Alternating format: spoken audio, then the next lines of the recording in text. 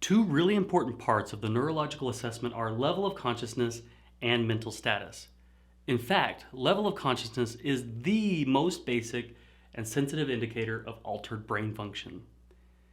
If we have a patient who is awake and alert for the 7 o'clock assessment, but becomes lethargic and somnolent as the day progresses, this tells us that something is most definitely not right. While level of consciousness, or LOC, describes how awake the patient is, mental status describes how oriented to their surroundings a patient is.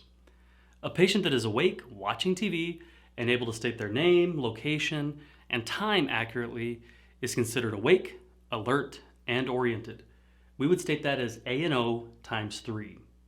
This patient's level of consciousness and mental status are considered normal. Now, what about a patient who is awake, but unable to state where they are or what year it is? This patient is alert, but confused to place and location. The Glasgow Coma scale, or GCS, is a tool we use to assign a numerical value for patients with altered LOC or mental status. It gives us an objective, measurable baseline assessment of the patient's neurostatus, so we are able to easily identify and document changes.